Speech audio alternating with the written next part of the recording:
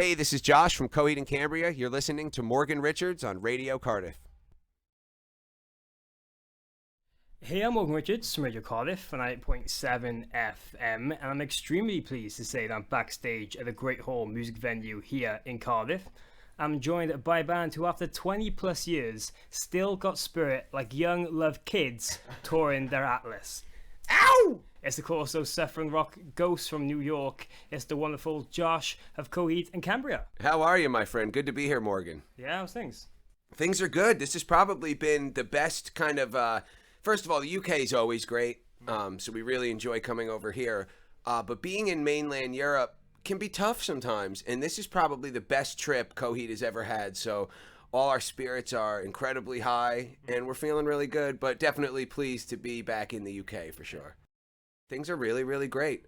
We've come over here a bunch, whether it be, playing, to a couple hundred people in Paris or, Spain we hit on this run, which we haven't hit in a long time, but we've been trying to kind of branch out and hit some places that we don't hit too often. But just Europe in general, we come over to quite a bit. But out of all those trips, I'd have to say this is the best one. We get into the UK last night. Cardiff is the first show. We meet up with Glassjaw. Show is sold out. All the UK shows are sold out. So we're ecstatic. We're really excited and can't wait to play. So, Josh, after years of being known for really making intense storyline records in the past, it's safe to say you shocked a lot of people by releasing the band's first non-concept album, The Colour Before the Sun, back in October. Mm-hmm. Has it felt quite good that after all this time to really freshen things up and push yourselves to have that freedom of writing a more personal record through all compared to following and suiting a specific storyline?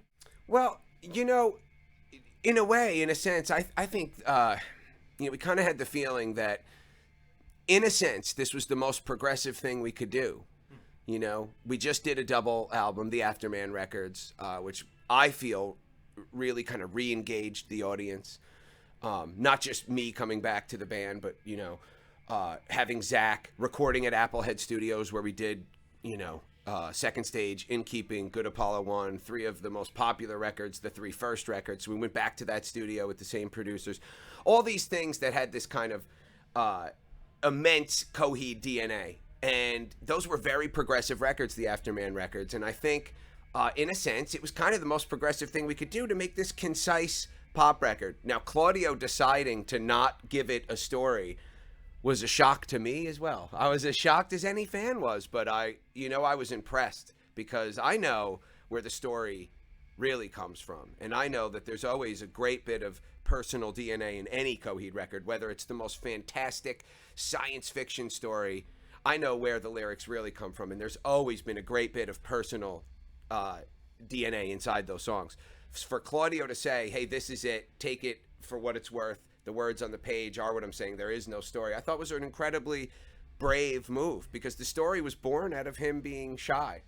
He was afraid to kind of reveal that much of himself, and he said, ooh, it's just a story. And he wrote this story, which I think is brilliant, So I just thought it was incredibly brave for him to do that. Was it a shock? Yeah, it was a shock to even the guys in the band. But as usual, Claudio's always been a tremendous leader as a friend and for Coheed and Cambria. And we got in line and propped him up and, really believed in that vision. And again, I couldn't be more proud of him as an artist and as a human being. I think it took a lot of courage to do that.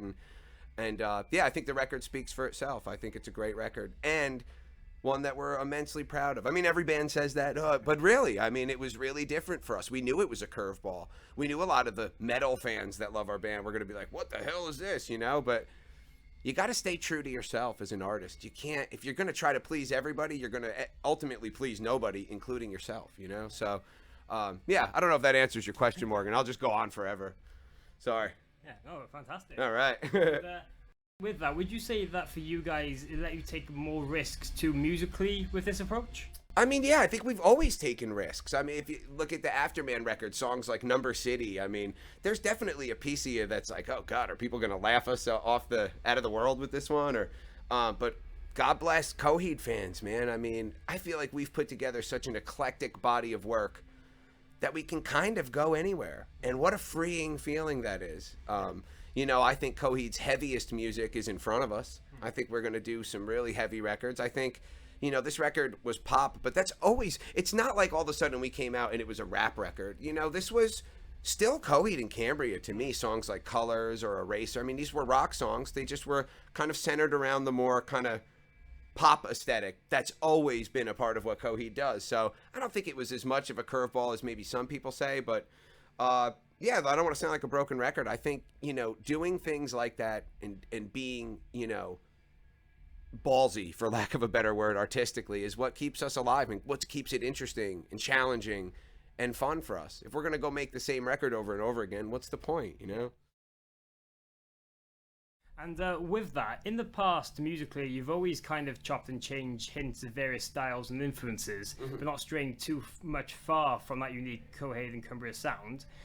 Do you just like the fact that it's not really that central, or for you to fall under a certain frame for you guys and you can just put out wherever feels right?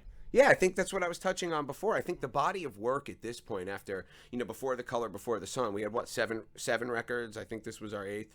Please tell me those are the right numbers. The body of work was eclectic enough that I feel like as a band that we could go anywhere. And that's I don't know if that was by design or kind of a happy accident. We were just creative kids that were writing. One song was a funk song, one song was a rock song. We wanted to dip our toe in all those pools because it was all interesting to us. It was all music and it all spoke to us. So, yeah, at this point, after the catalog being what it is, I feel like we could put out the most brutal, heavy record. We could put out an acoustic record. We could put out an electronic record. I feel like we could go anywhere, and that's, to me, that's a real badge of honor for me, and I think I can speak for the rest of the guys too. It's a real badge of honor for us that we can kind of artistically do whatever we want. Yeah. And it seems like the Coheed fan, I mean, it's all about the fans, the core fans that have followed us through the years, and a lot of them have become friends, and I mean real friends, people that I know things about their personal life. They know things about my personal life. So it's just wonderful community that's born. It's a byproduct of being in this band that doesn't get talked about enough. I mean, like half my friends now are through this band, that were fans of this band, and we shared a common interest. And it just so happens that I don't want to say all the time, but usually if a person likes Coheed, well, they probably are into movies. They're probably into science fiction movies, and they're probably into horror movies, which obviously I'm way into.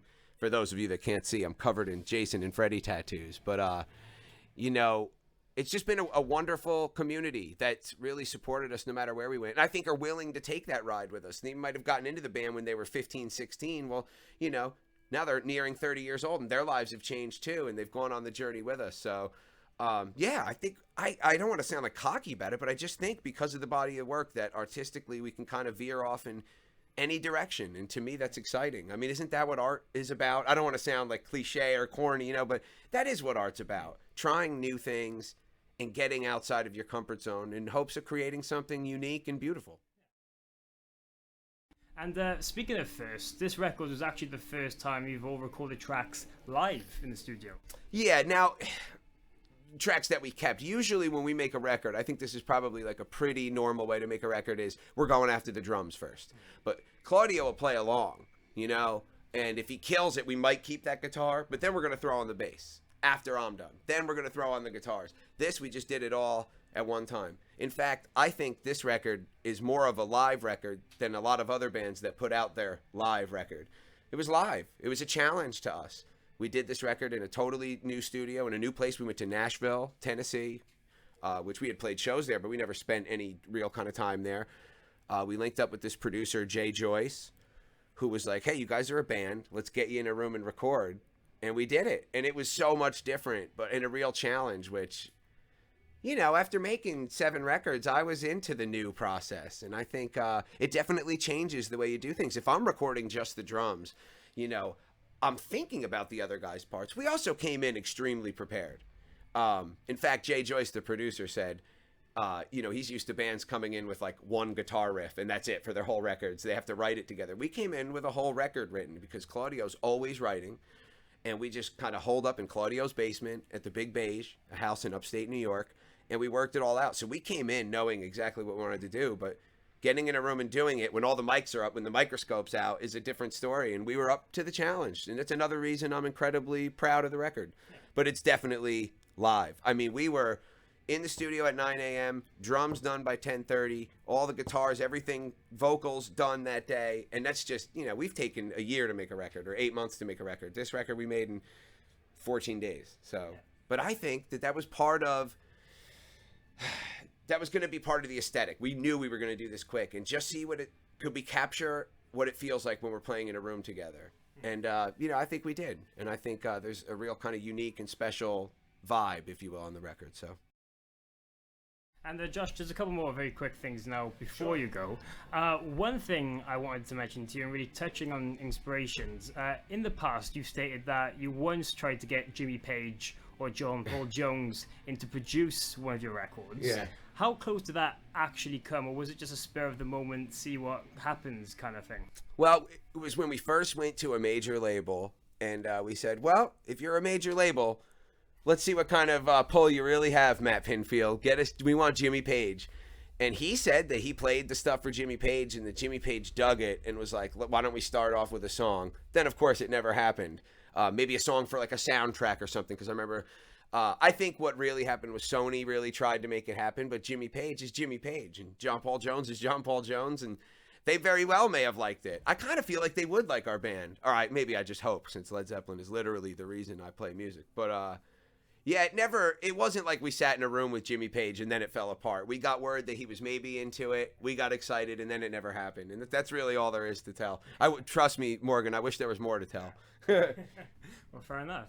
And with all that now, of course, you guys are going to be extremely busy for the rest of the year just touring this new record. But what else can we really expect from you guys now in the near future? Well, yeah, just like you said, I mean, there's no secret. A lot of touring. We're about to do a full U.S. run with Glassjaw. Another reason I'm so excited they're here. This is the first show with them on this European UK run. So that's a big tour, month and a half, something like that. And then just, we'll see. I know there's talks of going to Asia and Australia and all that, but just a lot of touring.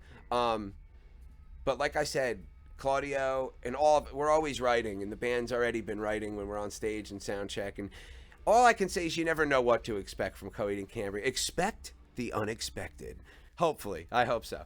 But yeah, just, a lot of creating. I think we're ready to write and do another record soon, but obviously you want to be on the road and play for your fans and play live shows, and it's all part of going into the next record. The bonding, even the fights, the arguments, the things that happen on the road are all a part of this. The energy that we bring into a room together. So there's going to be a lot of that and a lot of touring, but also a lot of writing.